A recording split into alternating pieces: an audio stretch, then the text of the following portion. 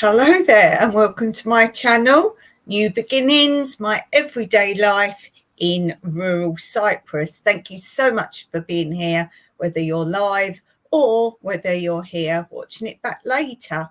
And don't forget, drop your name in the comments so I can shout out your channel in future episodes if you're watching this back later. Let's start straight away today with I always have to think what day we are. We're Monday. So let's start today with this.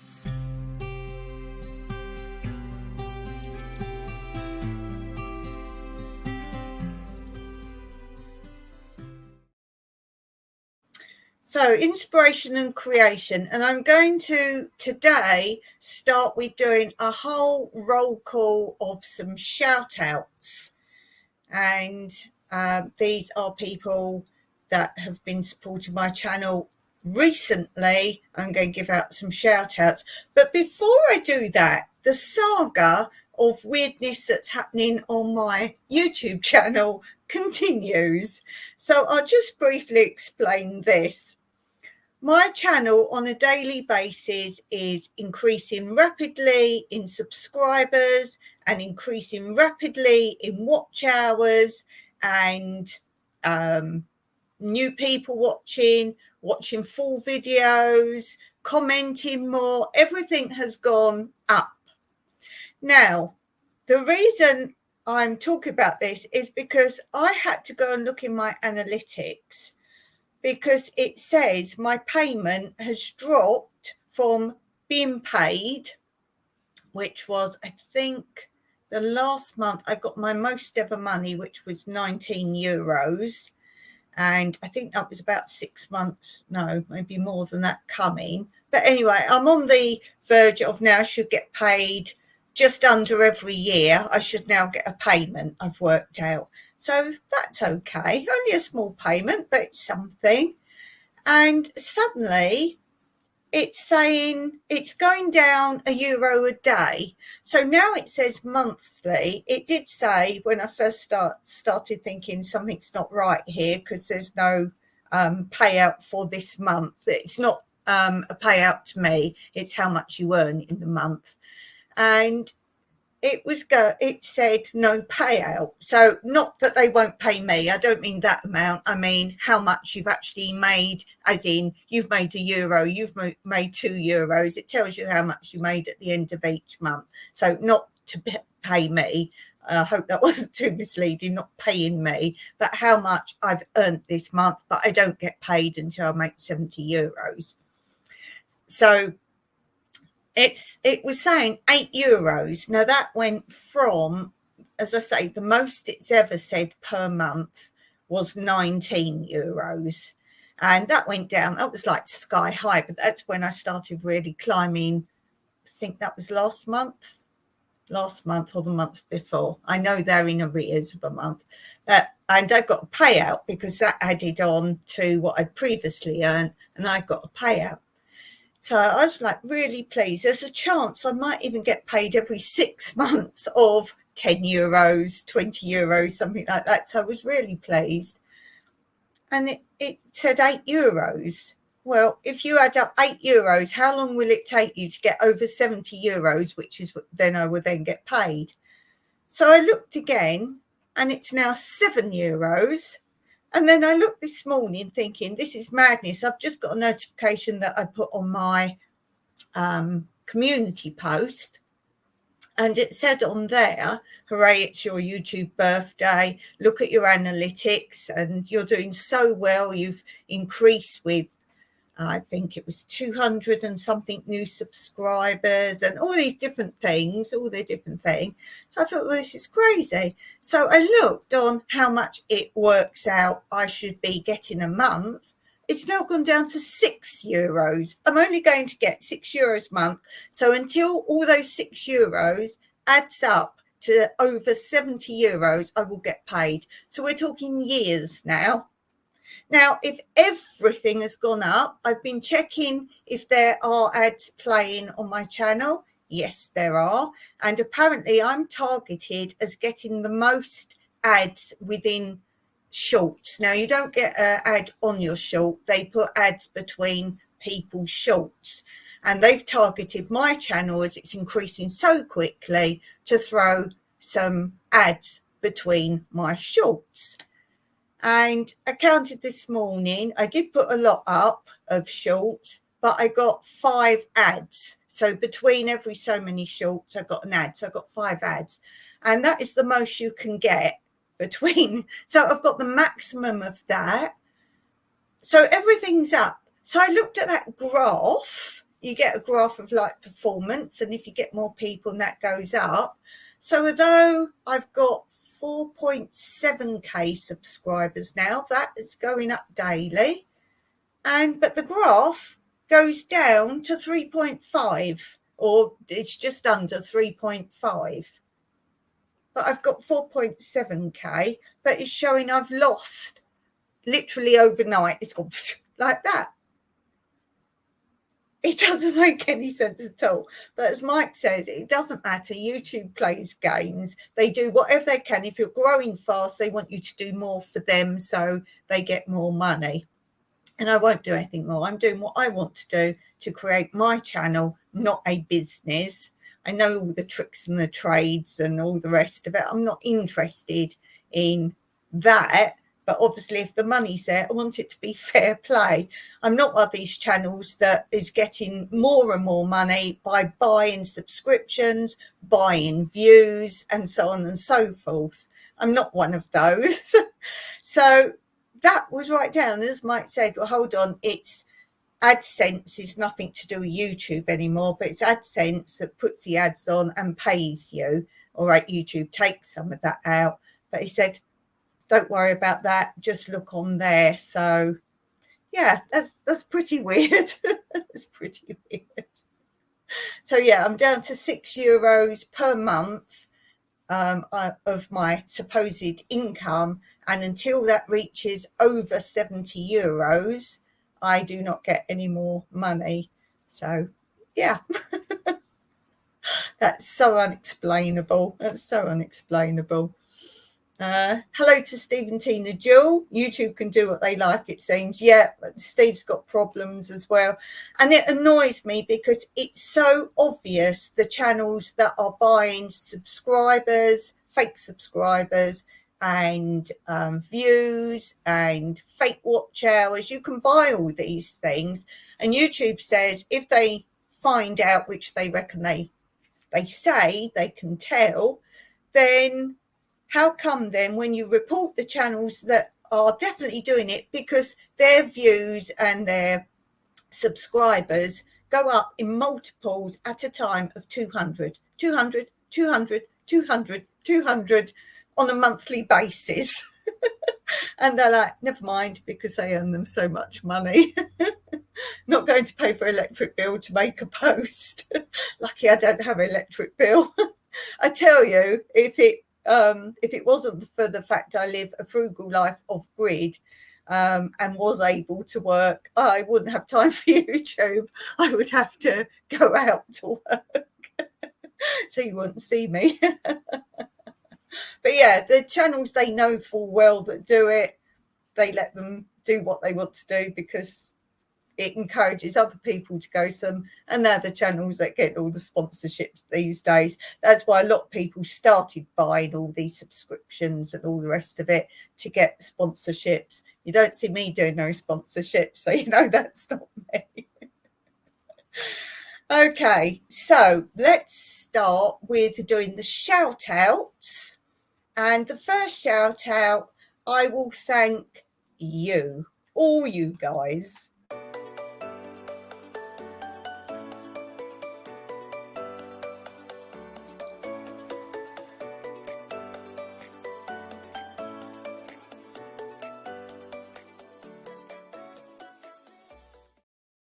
Oh, yeah, so thanking all you guys, because without you, there'd be no point in being here.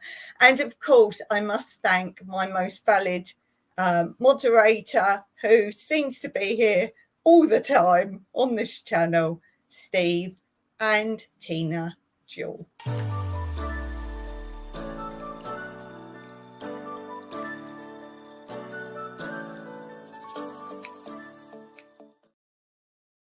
So let's do some shout outs today. Let's do today Bone Tired Travellers. Do go and check out Bone Tired Traveller. That is Denise. She is awesome. Do go and check her out. Let's also shout out today Peter Dell. If you want to see some epic scenery and some animals, then do check out Peter Dell. Peter is normally on my Friday lives because he's in Australia. So a lot of my Australian folk are on my Friday lives on my other channel, which was why I did that channel live on a much earlier time on Fridays, because they can then come on there. Oh, thanks, says Steve. You're most welcome, my friend. Thank you for helping me in my lives. Let's do a shout out also for Twinbrook Acres. Again, we saw him on Friday. So do go and check out Twinbrook Acres. And also on Friday, we have Joe Hupp. Joe Hupp, another Aussie, is Joe Hupp. Someone who's always commenting on my channel is Scully Pop.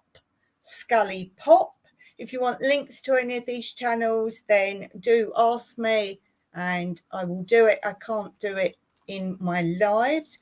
Love Peter's video, says Steve. Yes, and if you like epic scenery, go and watch Steve's. I think it will be his latest one, unless he's posted since I saw it.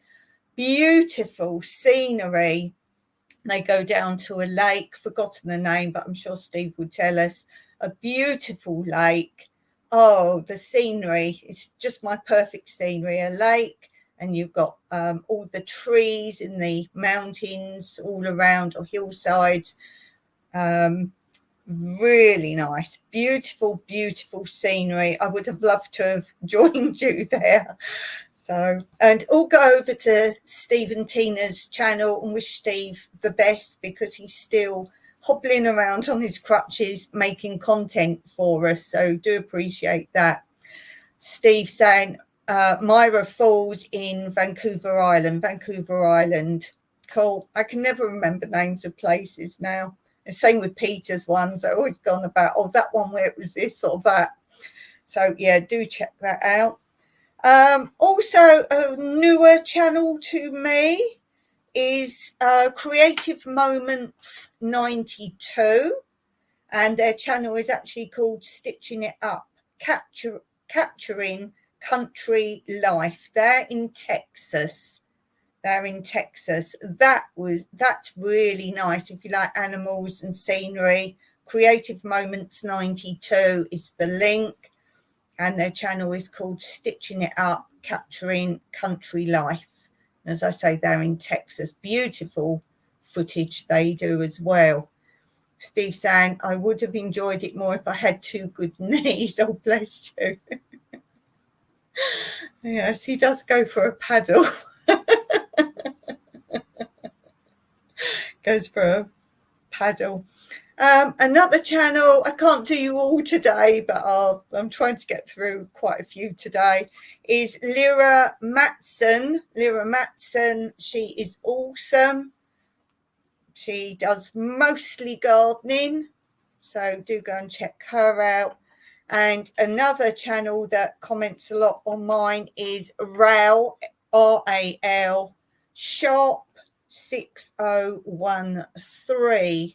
So let's do one more today.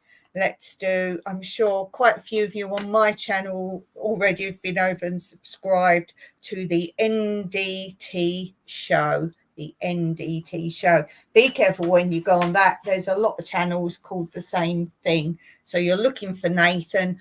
I think his icon is like an animation cartoony drawing of his face. And he's got a sort of gingery beard, so you can't really miss him. That's the NDT show. And here's Old Car Junkie. Hello to you, my friend. Hello, how are you doing? Guys, do go and check out Teddy, Old Car Junkie.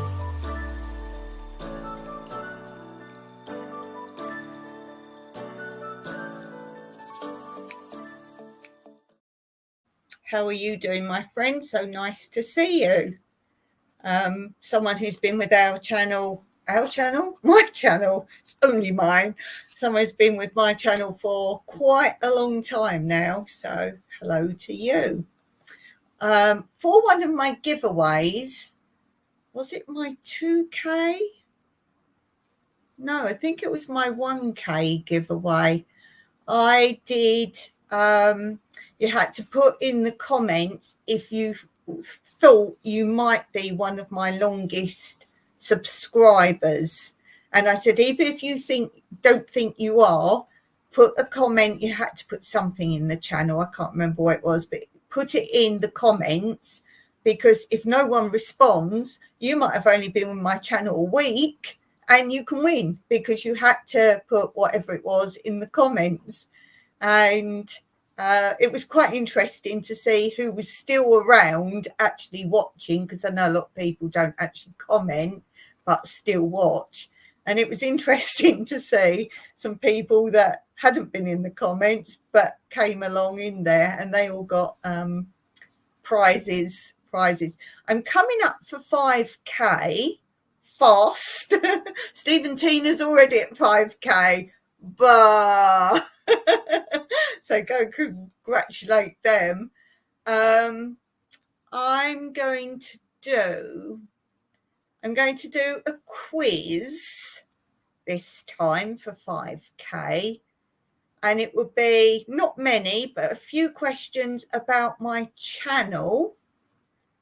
I might put some clues in, i.e. I might put some video links where you might find the answers, or give you a heads up to something.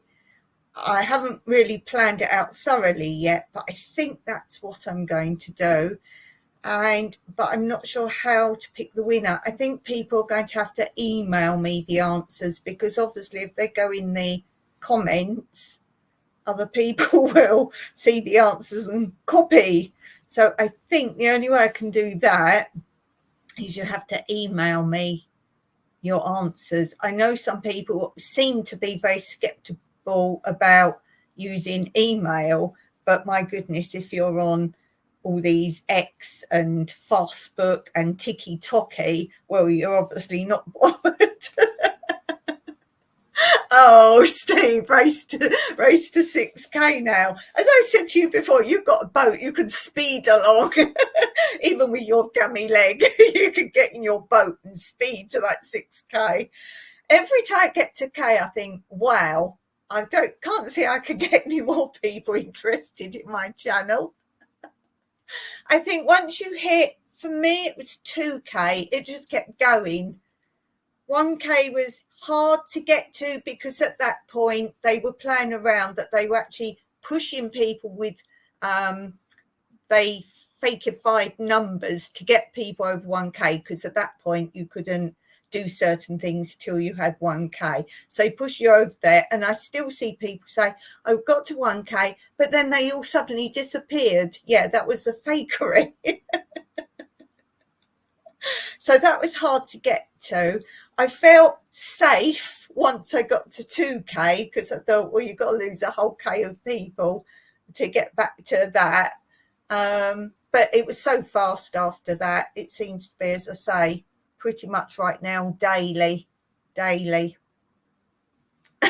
Steve says, can't get in the boat until a leg is fixed. Can't get in the boat till a leg is fixed. That's quite funny. And Steve's put a link there to Old Car Junkie. And so, Teddy, to thank Steve, of course, you go and watch one of Steve's videos. That's not why he does it. That's what I say. That's the biggest thanks you can get, is go and watch somebody's video all the way through and drop a comment afterwards. Okay, so I've forgotten what we were doing now. Did I play you the intro of what we're doing? I don't think we did. Here's the intro.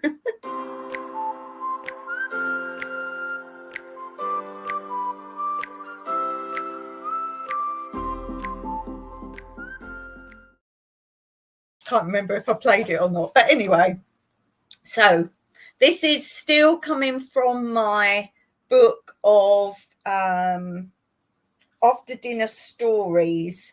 It's called Pass the Port Again. So I assume there's a first book. I got it from my friend, just free, giving it away. So let's read this one. For over 200 years, the vintage port after dinner has been passed clockwise round the table. It is a tradition which has persisted with only regrettable lapses up to the present time. It is told of an English country squire who had, as such men do, raised a large family of children, that in his old age, his children grown up, he carried on the lifelong custom. Every morning his butler, with the aid of a candle and a subtle hand in pulling the cork, released the nectar into a Waterford decanter, making sure that none of the sediment leaked into the glass. In childhood, his children put up with this ceremony. In the mischief of adolescence, they decided one day to call their father's bluff. They poured the nectar from his decanter into the rose garden and replaced it with something they had bought for only a few shillings from the local grocer. After dinner, they watched wide-eyed as the old man settled again into his port. Nosing it, he said, "Magnificent." Bursting their sides, the children revealed where they had bought it, from the local grocer. The old man pressed the bell for his butler. "How long have you worked for me, James?" 31 years, sir." "You're sacked. You have been selling my 1927 to the village grocer." So that's a bit of fun, definitely. Okay, let's go on to this.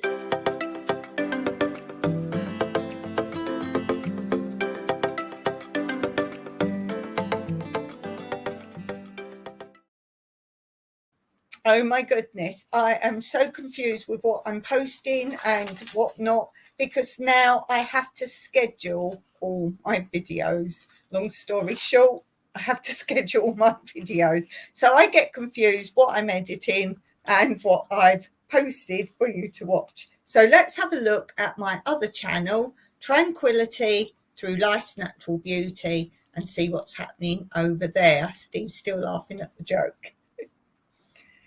So next up will be funny signs. Now I have full videos of funny signs. I put them on this channel on my community posts, completely different ones, but I have full videos of funny signs. They have their own playlist. I think it's called Fun Videos on my other channel. So if you like those, do go there. But we are putting up my whole series of positive planning, how to get things done, how to achieve your goals, and how to get one step further towards what you feel are impossible dreams. So I've put a video of that up, tips to achieve more in your day, goals, and also study tips if you want to learn languages or other things. So there's that. I've also put out recently episode 16 of my grandma's autobiography. I have her written notes and I read them in very short episodes. And this episode is called War Babies. So it's her having children wartime. So if you're interested in that. And then prior to that is my Frugal No-Buy series, how to restock or make all you need. And do mean all you need. And we're not doing money laundering, no money laundering, but it's how to live without money. And this episode shows you how you can even make your own shoes. Yes, how you can make your own shoes. And there's no skill in it So before you say, oh, I don't have an anvil or whatever, no. Let's look at this channel. So coming up is another frugal living video, how we reuse and repurpose any items we no longer use. So that's an interesting one. It's definitely my life. And then Friday will be, what is a bagworm? What is a bagworm? If you don't know that insect or bug, it's all about that with some very awesome footage I took in my garden. That will be up on Friday. And then Wednesday will be my fruit forest, how to propagate fruit trees and how we grow our own trees from seeds and cuttings. It's a whole series on propagation, how to easily propagate fruit trees and fruit bushes. So if you're into that. And then today has just been posted. If you like tractors, there's lots of tractor footage and more free materials for another frugal off-grid build project. So I won't tell you what that is. And if you are interested in bugs and creepy crawlies and creatures in your garden, whether they're friend or foe, last week I posted cabbage worm, cabbage, white butterfly and caterpillar, and that identifies it, gives you information on it and tells you how to get rid of it. So do go and check out those if you're into your gardening. We'll do some more on gardening in a while.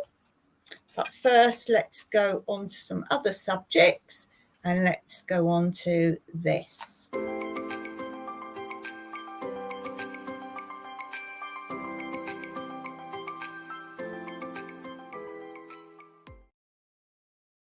So our knacks and hacks today are cooking tips, kitchen food preparation and other things.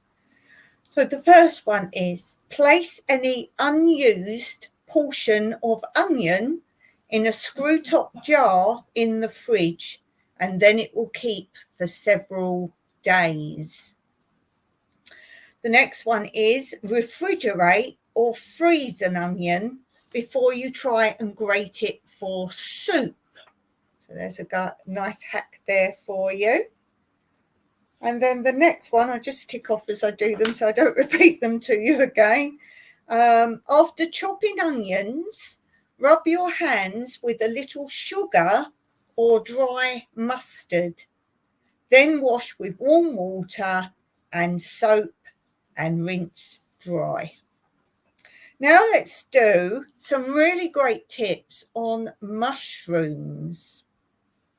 Store mushrooms in the door of the fridge, not the coldest part. A lot of people put them in the drawers. If you've got those drawers at the bottom of your fridge, the vegetable drawer at the very bottom, don't put your mushrooms there. They need to be stored in the door. So if you've ever got them out and they're quite wet, you'll know why. Use an egg slicer to chop mushrooms. That's a really cool hack. Have you done that before or is that new to you? Let me know in the comments. Mushrooms won't shrink in the frying pan if you pour boiling water over them beforehand. Did you know that? Everyone complains they get these nice huge mushrooms and as soon as they go in the frying pan, they reduce in size. But if you pour boiling water over them first, they won't. Try that one. Did you know that? Mushrooms will taste better if you sprinkle them with lemon juice and a little salt. Then leave them for a few minutes before cooking. And one more for you today. Add chopped mushroom stalks to meat pies, casseroles and soups, and this gives a nice additional flavour. So let me know in the comments what those hacks you've done. And it's always cool if you put your own hacks in under any videos. I will then share them and credit your channel if you have any cool hacks. Okay, let's go on to this.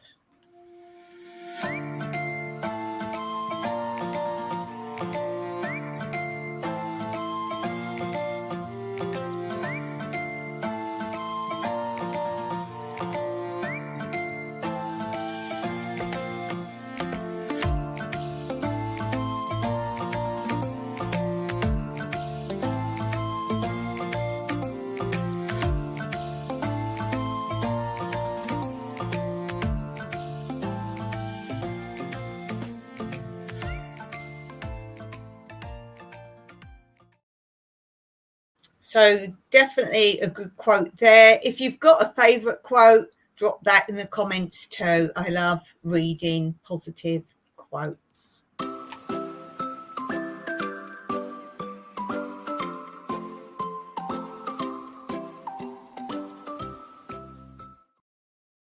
Okay, so we're coming towards the end of my birds, and who knows what I will share with you after that. So this is a simple one today. This is the house sparrow, and I'm pretty sure you all know what that is. But as we've looked at previous birds, we have noticed there are many very similar birds that we've shown how you can identify the difference. So here is the house sparrow. I'm sure most of you have house sparrows. So, of course, this is one of the sparrow family. Its length is 14.5 centimetres, which is 5 3/4 inches. You can identify it with a black bib for the male, and the female doesn't have the black bib. I've got old videos on here. I can't remember what they're called. If you want me to find them for you, I can find my URLs easily. But there was a mum and a dad sparrow, and I followed them for the season, and I made a video of it, from them making their nest to having their babies.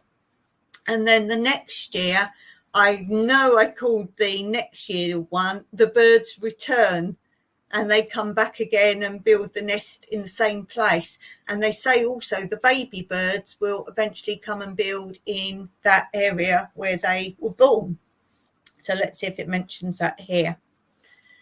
The house sparrow derives its name. It rarely nests away from buildings, although it occasionally nests in holes in trees and rock faces. Or they sometimes use the nest of other birds, such as martins and swallows. Less often, it makes its own domed nest of grasses in a tree or hedge. Exploiting human settlements for shelter and food has enabled house sparrows to spread all over the world. So don't get these mixed up with your normal common sparrow, which nest in trees. The male has a brown upper part streaked with black and grey cheeks, crown and rump. Other sparrows. Watch out for tree sparrows. Unlike the house sparrow, they lack the grey crown and rump and have a brown spot on the middle of each cheek. The house sparrow has a variety of persistent cheep and chirp calls and a song that is a medley of those calls. Garden disturbance. Oh my goodness, we wake up to the dawn chorus every morning and the dawn chorus every evening as they all return. And I've done many videos of huge flocks of them leaving my trees and coming back. So again, if you want the URL of that, just ask for it in the comments and I will put that up. Garden disturbance. A common sight in spring is a group of sparrows chasing each other across the garden, chirruping wildly and ending up in a tree where they mew about, apparently fighting. It's difficult to see precisely what's happening, but the object of excitement is a female and the other participants are males who are courting her. She will try to fend them off, aided by her mate. The female is more uniformly brown, lacking the grey on the rump and crown and the black on the head and throat. Juveniles resemble the female. What was I going to say about that? Oh, yes. I would like kind of an X-ray machine that I can see in the trees exactly where all the nests are. Something like that, like an infrared type thing, but you could actually see all in the trees. And I said that would be good as well for snakes, that you could just scan your whole garden and they all show up. But they're cold-blooded snakes, so yeah, you won't get those on an infrared. I do know. Nettles. The common stinging nettle, although trouble for the gardener, actually provides a meal of seeds for the house sparrow. I know a lot of people do actually, humans do eat the seeds of nettles. Feeding. The house sparrow is basically a seed eater, but it eats a wide mixture of animal and plant food, including shoots and flowers. House sparrows are pests on farms, stealing grain from the standing crops, and whenever they have access to human food. Urban sparrows used to rely on grain spilt from horses' nose bags, but they now do well on the increasing amount of edible litter. Animal food is needed for feeding to the nestlings. Look out for the house sparrow chasing flies across the lawn, gorging on greenfly, and even picking insects out of spiders' webs. And it says house sparrows feed on seeds and edible litter in a city park. A female sparrow takes some scraps of food from a hanging basket. Bird table. House sparrows can be a problem in gardens because flocks clear bird tables of all forms of scraps. Despite this, there's much interest in their habits. They are quick to learn new ways of finding food, following the example of tits in stealing milk from bottles and learning to feed from tip bells and peanut bags. A male perches on a wire with material for his nest, which may be built in a hole in a building. Nesting. The usual nesting site is a hole or crevice in a building. Thatched houses provide attractive sites, so wire netting is used to keep sparrows from burrowing into the thatch. After nesting has finished, pairs of house sparrows continue to use the nest as a snug roost throughout the winter. The young birds roost together in evergreens and among ivy. You can see them gathering in the late afternoon and hear them twittering conversationally in the foliage until darkness falls. And then it says nesting information.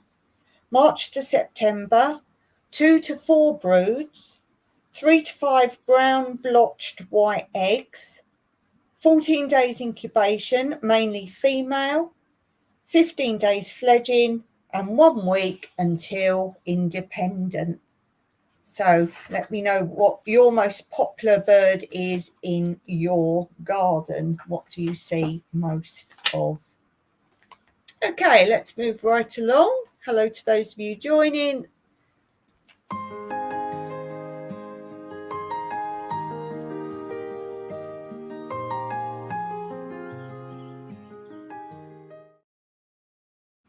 Okay, so I thought I would do a bit on figs. We have so many figs in our garden. And I thought I would read you from Mike's mum's books that I often do the garden diaries from on my lives. I thought I would talk about the training and pruning to make the fan shapes you can do, because a lot of people actually just leave them as trees, but you can do the espadrilles of the fig trees as well. So I thought I would talk about that. And I did explain on Fridays why I have to read a lot of stuff. So if you want more information on that, It's a type of physio, if you like. Okay, training and pruning. Training a fan-based fig is not difficult. Sometimes before planting, fix horizontal training wires to the wall behind where the tree will be at roughly 30 centimetres, 1 inch intervals. Use nails or vine eyes to support the wires. Then, a few weeks after planting, tie in the shoots of the tree to the wires, loosely spreading them in the shape of a fan with about 30 to 38 centimetres, which is 12 to 15 inches, between each shoot. Figs grow better if they're not too strictly trained, so in the first summer, let the tree grow at will, simply tying in new growth as it develops. In the autumn, however, after the leaves have fallen, cut out all the congested shoots and those growing into the wall. A fan-trained tree will take about 2 to 3 years to fill its allotted space. In the second and third years, tie in well-spaced new growth, but cut out all badly spaced growth and any shoots growing in the wrong direction. Do this in midsummer. Try to produce an evenly spaced fan with no overlapping branches. All the leaves and fruit should receive some direct sunlight and not be shaded by each other, so space and prune them accordingly. So this is starting those off, tying them in. And this hopefully is how they wind up. That's why I think a lot of people don't actually do it, because as you know, if you grow fig trees, they do like to do their own thing. As the fig only produces fruit on 1 and 2 year wood, older wood becomes naked with neither fruit nor leaf. Pruning in subsequent years is largely to encourage the growth of new shoots. Although pruning can be done in late autumn or winter, if your garden is a sheltered one, it is usual to leave pruning until early spring, when any frost-damaged or diseased shoots can be recognised. Cut out these damaged shoots as well as all badly spaced shoots to a basal bud on a main branch. In addition, cut 1/3 to 1/2 of the oldest branches right back, leaving only a few buds at the base. Select old branches bearing little or no embryo fruit for removal. New growth produced from the basal buds should bear fruit and should be tied to the wires as necessary. Any surplus side shoots produced during the summer should be pinched out as soon as they develop. Bush trees are even easier to prune than fan-trained trees. That's what you mostly do with fig.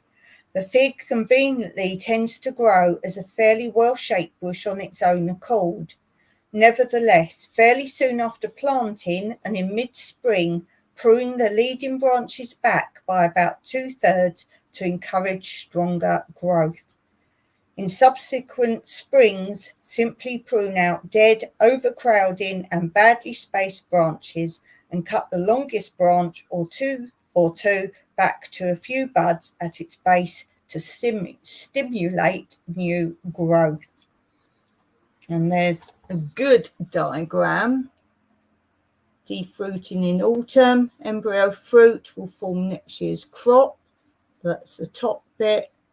And then under that you can see the new shoot. And then new season's fruit to be removed. And then you have the 2-year-old wood at the bottom and the ripening fruit for cropping is the big one there. Now, I was asked on my channel, as you may or may not know, I have many fig trees. I'm going to say fruit trees. I do have many fruit trees, but I have many fig trees of varying sizes, massive ones and just big ones and so on and so forth. And someone asked me a very good question. about my fruit trees, and that was because I showed a video at some point of picking the green figs, and they said, will they ripen off the tree? Well, the answer is no. The green figs I pick are green figs. They never become purple. They're a different type. Purple figs are green first and become purple. So think a little bit like peppers, how they change colour. But of course, all peppers can change to all colours. It's when you pick them what the variety is really meant to be picked at what point. But with the figs, the specific type of green fig is only green. It will never become purple. But purple figs varieties go green and then purple. So in that video, I've got hiccups. In that video, I was picking green figs that are only green figs. So what sort of figs do you have?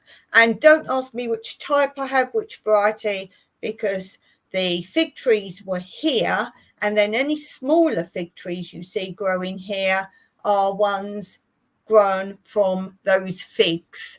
So I've never bought a single fig pack of seed. I've never bought a fig tree or a fig plant to become a fig tree.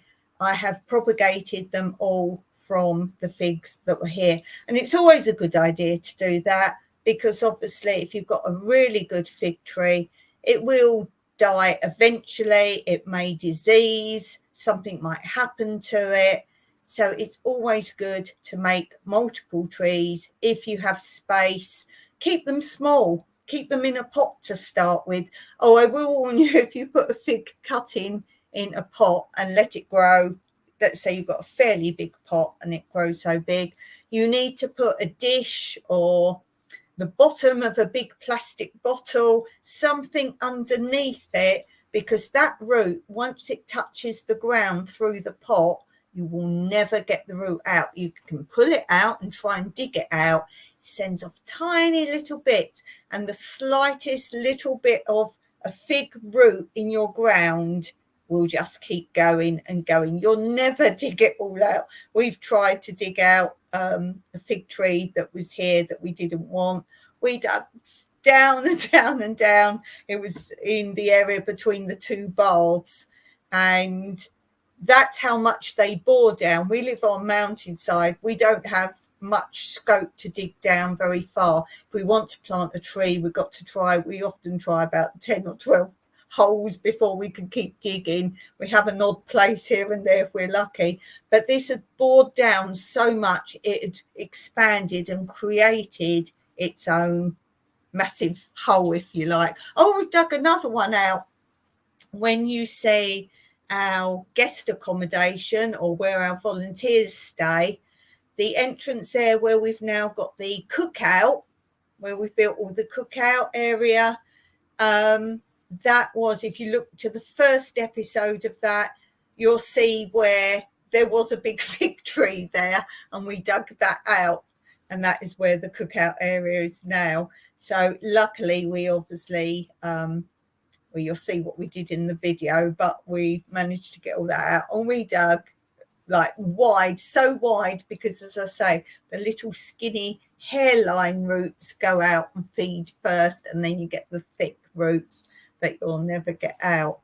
So yeah, always take some fruit and grow from that fruit, and always take cuttings. And I was talking in a video I was editing today, and in that I say, when you buy, if you ever have to buy new fruit trees, because maybe you can't have that variety in your country and you want to give it a go, and they get imported in and sold at your garden centre. So if sometimes you do have to grow a type of fruit tree, or any type of tree, but a fruit tree, then take cuttings, unless they're really small and delicate or it's the wrong season, but then you shouldn't be buying them at the wrong season. Take cuttings straight away. The tree is going to be at its ultimate health the day you buy it. So take cuttings the day you buy them, as I say, unless you're buying them the wrong season for cutting, but then you should be buying them when you can do that anyway. Take cuttings, take more than you want, and then if you lose some, you've already got double the amount of trees. And then again, if it's a fruit tree, as soon as it bears fruit, not always best to take the first year's fruit to duplicate, but do take the seeds or the pips or the stones from the fruit and grow from those. And as I'm always saying, you only need one seed to start your fruit forest. And that's why I do. I multiply. Oh, something else I was editing, talking about my Malabar spinach. And I've got so much Malabar spinach. If you don't know, I've got massive land, and I grow the same thing in several areas. So something else I'm just taking precautions on, that if one area gets too hot or another gets wet or whatever or disease comes in from flying insects, I've got more than one area.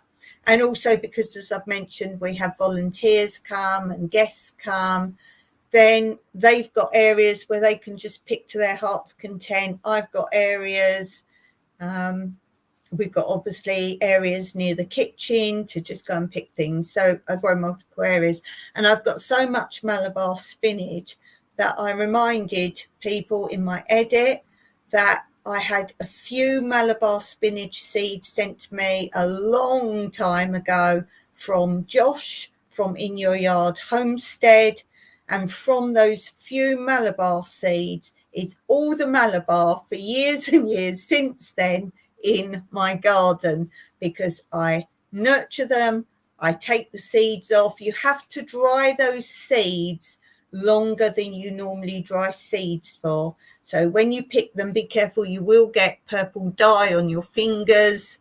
And yes, you could wear very fine latex gloves or something like that. You can't wear thick gardening gloves because they're very delicate to pick off. But I garden by hand.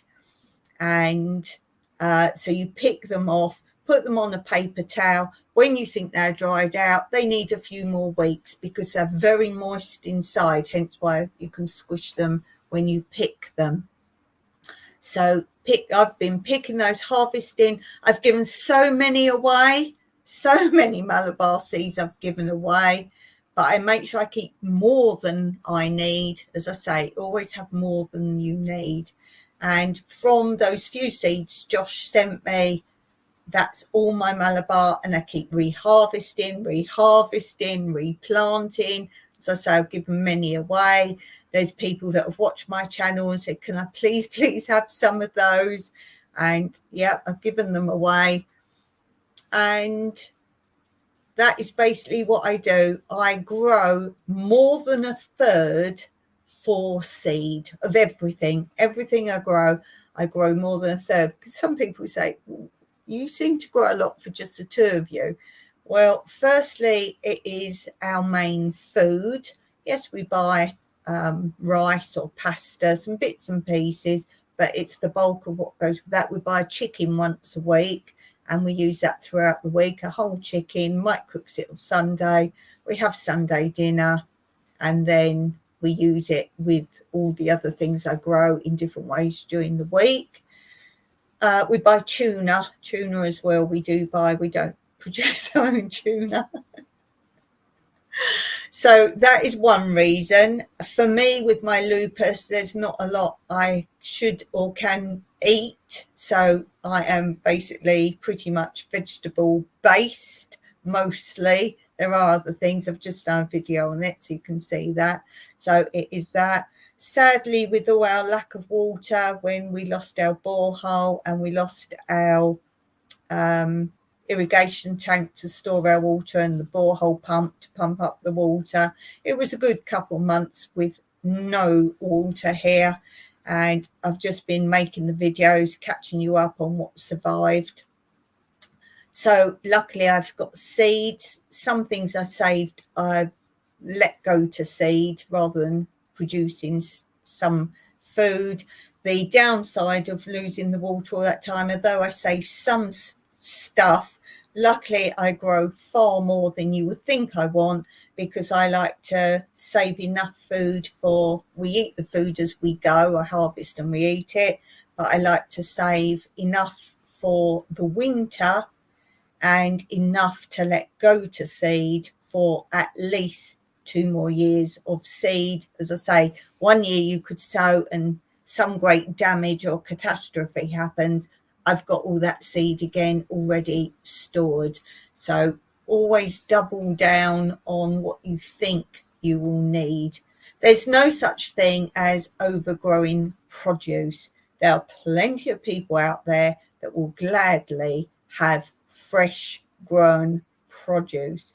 But yes, as I say, I haven't got enough food for the winter. Don't worry, we won't go hungry, but I haven't got enough food to carry us through the winter this year because of the no water, and I certainly haven't got enough stuff to put in the freezer that carries us into next year and beyond. But I still have some from last year.